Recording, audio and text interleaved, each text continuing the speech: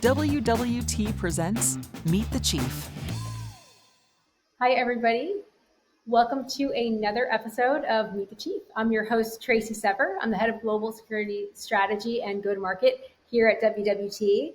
And I am honored to be joined by Vipul Sinha, the founder and CEO of Rubrik. So aside from his day job at Rubrik, Vipul is an entrepreneur, he's a deep technologist, and a venture capitalist. So welcome, Vipul, and it's such a pleasure to have you on the show. Thanks, Tracy. Really appreciate the opportunity. Wonderful. No, we're so happy to have you here. So as many of you guys know, Rubrik, they're an extremely strategic partner for us here at WWT, and they're extremely strategic to our customers as well. So they play a leading role in an extremely relevant market in the cyber industry today, which is cloud data security. And they've got a heavy focus on cyber resilience and cyber recovery. So you guys do something that's really kind of different in this space and across the market. You guys make a bold offering and a bold statement, and you offer a $10 million ransomware recovery warranty. Can you talk to us a little bit about this and kind of where this idea originated from? We created a unique architecture to deliver cyber resiliency by combining backup and recovery idea with cybersecurity idea on a single software platform that we deliver as Rubrik Security Cloud. And our customers are really struggling with cyber attacks because attacks are inevitable. And they want a peace of mind, a partner that not only has this unique technology, but they will stand behind their word of delivering cyber recovery. So this $10 million warranty is our promise to our customers that we'll go to the world's end to recover them upon a cyber incident, cyber attack, such as ransomware, and they don't have to second guess their partner's commitment to their success. Yeah, that's really incredible. And this is such an area where so much trust between your customers and your organization is required. It's really just, having something so tangible that really speaks to that level of trust that you have with your customers. So that's really, really interesting to hear and really differentiates you guys. Absolutely. So taking it back a few steps, kind of thinking of kind of how you guys originated, you founded Rubrik 10 years ago in 2014, and the particular market that you guys were in, they weren't so hyper-focused on cybersecurity as a backbone of what they were doing. Can you talk to us a little bit about how you and your co-founders looked at the creation of Rubrik differently? And I had actually heard, just in talking with some of the early Rubrikians, as you guys kind of call them, which I think is fabulous. You guys actually delayed your entry to market just because you wanted to get cybersecurity right. So I would love to kind of hear about what your vision was for the company during that space of time and how you really built it. We looked at the backup and recovery market, and we realized that the backup and recovery architecture was built 20, 30 years ago to protect against human error or recover from natural disaster. But the biggest problem of the day is cyber attack, cyber recovery. And backup and recovery infrastructure was not built for cyber. In fact, it is a full trust architecture that itself is vulnerable to cyber attack. So our idea was to really transform and re-platform backup and recovery into a data security platform to deliver cyber resilience and cyber recovery. And that was a huge undertaking. We wanted to get the architecture right, architecture that delivers zero trust data protection, an architecture that has built-in detection of when the attack happened, how far it went, what was the sensitivity of the content, how do you do threat hunting and monitoring. And building such architecture takes time. So we wanted to be patient. We wanted to wait to deliver the right product. And since the very early days, Rubrik's success in the marketplace was because of this unique architecture that fundamentally delivered data security and cyber resilience. Yeah, that's really fantastic. And I think the focus on getting security right, it speaks to so many of our customers as they think about, their cyber resilience architecture as a whole. One of the things that I think is really interesting in your space is we've seen this huge emergence of AI. And we look at it both from, how do we use it as a defense mechanism to, to enrich our security defenses, but also how the adversaries are using it. And because the adversaries are leveraging it so heavily with ransomware, which is something that you guys focus so heavily on, it would be very interesting to kind of hear your take on that in the market, and how you guys apply these kind of new principles in this world that we live in to your solution. If you think about any technology wave, it is all about increasing our productivity. And AI is no different. AI is all about increasing human productivity. But unfortunately, it also increases the productivity of attackers, because now they can devise different kinds of attack, write malware faster, deliver ransomware attack solution as a service.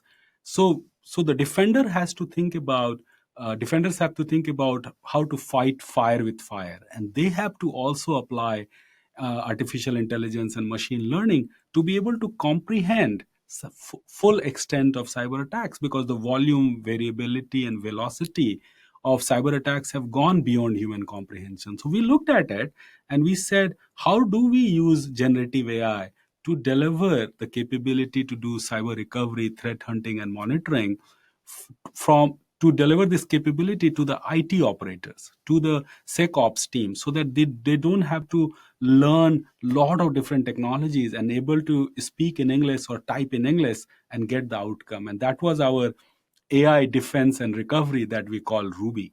And it has been very popular platform. Our customers really like this capability. And so we are doing AI in multiple different ways, from predictive AI to generative AI, from understanding the attack patterns to delivering cyber resilience and AI defense and recovery. Yeah, it's really interesting and very timely. And I know for so many of us, it sounds like it's just a buzzword, but it's not. It's changing the landscape of the attack surface. So really great to see what you guys are doing there. Can you read me into some of the use cases that you're kind of seeing bubbling up to the surface, more so than others? See, one of the biggest use case is that when the cyber attack has happened, folks has to assess, do they have malware sitting in their backup system, and the ability to connect the threat that is sitting and be able to quarantine that threat before they do a clean recovery. Our AI platform Ruby is able to interact with the operator in English to be able to do full threat hunting and monitoring, full quarantining, to be able to deliver recovery, so that the operators at the time of distress is not thinking about how do I press this button and how do I do this. They can plainly say in English that, tell me what is going on, what is this malware, what is the implication, how should I go about recovery. Is something like we are sending a person called Ruby along with our product that is hand holding our users to a cyber recovery outcome. It's really incredible, just the leaps and bounds that you guys have made in responding so quickly to the new environment. So it's really great to get into the specifics of the product and how you guys are able to leverage AI to really differentiate. So many times when we talk to our customers, we're taking a step back and really understanding, how do we mature their program. So I'd love to hear your perspective on kind of the overarching methodology of cyber resilience. We focus on that so heavily here with our customers, and, honing in on the 4 pillars, which is anticipate, withstand, adapt, and recover. So can you talk to me a little bit more about your thoughts on just the holistic cyber resilience programs that you guys integrate with your customers? Fundamentally, cyber leaders and IT leaders have come to realize that attacks are inevitable, and their strategy has to be assume breach, assume attack. And in that scenario, they need to think about complete cyber resilience, that how do they bounce back and continue to keep their services up and running, to be able to deliver digital product and services to their customers. Because after all, digital trust depends upon the availability of the digital services. So our idea is that to deliver the full cyber resilience, you need to have 2 core pillars that actually maps to the WWT framework. So first pillar is cyber posture, which means that understanding of what data you have, what is the sensitivity of the data, who has access to the data, and who is doing what to the data, to understand the whole surface area of the data, and reduce the surface area appropriately. So that is the visibility piece of the cyber resilience. And then the second piece is cyber recovery. So once you understand what is the data in scope, so how do you deliver cyber recovery upon a cyber breach or cyber incident? So the combination of cyber posture and cyber recovery is the complete cyber resilience, which is all about adapting and responding to attacks. Yeah, absolutely. And it is so important that we have that full spectrum of, how do we take a customer from whatever, like meet them at whatever level of maturity that they're at and holistically work through their program so they're ready to respond and adapt when something happens in their organization, which, as you said, unfortunately is inevitable. So we'll kind of step away from the technology piece for just a second. And one of the wonderful parts of this show is we actually get an opportunity to get to know you as a person and your journey and story. So can you share with me just a little bit about your background and then what inspired you to pursue your career in cyber? So I'm an immigrant from India. I came to America about 27 years ago, and first 10 years was building software. So I'm a software engineer. I have more than 30 patents in distributed computing. And then I went to business school and became venture capitalist, and I started to invest in technology companies. And then about 11 years ago, I had this idea of starting a company, and I called three of my friends, and four of us sat in a room and started, so so to say, world domination. And 10 years later, here we are. One thing I'll tell you is that Rubrik is an impossible story, and this story would not happen in anywhere else in the world but in America. Think about a person who comes to America 27 years ago, starts his life, works as a software engineer, then people gave him chance to become venture capitalist, and then from there, ability to start a company where so many customers, 5,000 plus customers, are giving us opportunity to take our products, give us feedback, take us on their journey, and include us on their own professional journey. This has been an incredible experience for me and my co-founders. We are so humbled. But Rubrik is just not us. Rubrik is all 3,000 plus people around the world who make this company great. Oh, that's amazing. And I actually would love to kind of double click into that because we talk so much about culture here at WWT, and we know that probably the strongest part of our partnership is that we have such an alignment in culture. Can you talk to us just a little bit about like what you instill in the folks that work at Rubrik and kind of your core principles? When we started the company, we wanted to build an enduring institution that lasts longer than my own professional career. And to be able to build an enduring institution, you have to have the right people and cultural context so that even if when the founders are gone, the institution continues. And to be able to do that, what we did was before we hired even a first employee, we wrote the cultural deck of Rubrik. And one of the most important aspect of our culture is transparency, because you have to build trust among the team, because unless you have trust among the team, people will not row in the same direction. And trust comes from transparency. And for the first 7 years, 8 years of our company, we used to have open board meetings so that we will bring everybody to tell them all the good and bad that is happening to the company so that everybody is aligned to solve the challenges of today and how to build the company for tomorrow. And it has been a tremendous learning experience for us, but we are very, very culture centric, and we believe that our company will only get better with the right people and continuing with the right cultural context. Oh, that's so refreshing, and it's really interesting to hear that when you look at your organization, one of your goals is to actually bring everybody to the table and to instill that genuine sense of teamwork rather than just having decisions come down to the team. It's everyone coming together and working through those challenges or reaching those goals as one. So that's a really amazing thing to hear. So I'm really curious because you talked about your life in the venture capital world. It's such an interesting and complex environment because you're taking your experience that you have through your years and kind of filtering it down to some folks that are building some really incredible companies. one of the things that is kind of interesting is that dynamic in leadership, right? So when you're coaching somebody who's a CEO of a young company, how do you take them from that technical lens that they might be sitting in into an area where they have the ability to grow the go-to-market of a company and become more sales-centric? I'd love to hear the way that you coach through that. See, I always believed that founders have to have a unique perspective uh, on the product and market intersection.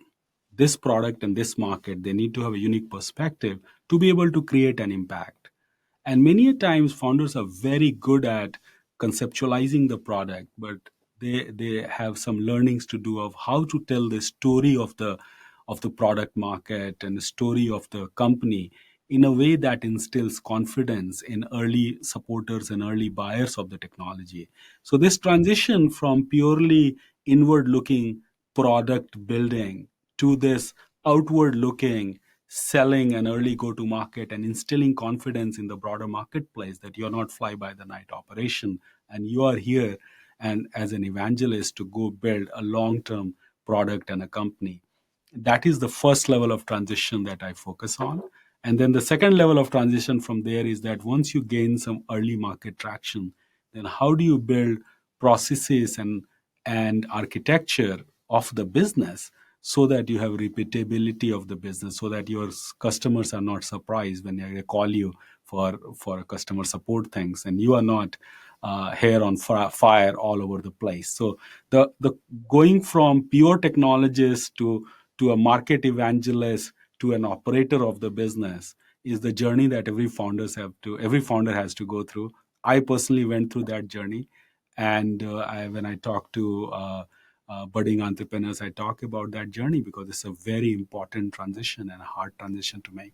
Yeah, I mean, it's what makes or breaks a company. I mean, I think all of us in the industry have seen so many amazing technologies where you're like, this is cool, this is market relevant, but how do you get that past that phase of just being the technology? Because there's so many other elements of bringing it to market, of building out the sales teams. Is there a certain way that you communicate that to these founders where you've seen the light bulb go off, or where that light bulb really went off for you in your own journey? Most important thing is to be able to answer why somebody would bother about your product. And that is the hardest question and most unsettling question to any entrepreneur because typically all of us are in love with the technology that we have built. So since we have the full knowledge and understanding of the technology, we expect the whole world to be able to appreciate it in a similar way. But people have their lives, they have kids, families. They're not like thinking about that problem day in and day out. So in their limited time frame, call it like half an hour, 15 minutes, 10 minutes time that you get with them, how do you make sure that they understand why is it important for them? So mapping the value proposition to a customer problem and advocating the value in a way that the value is understood and internalized is very very important. And partners such as WWT can help in that because WWT has the pre-built relationship and trust.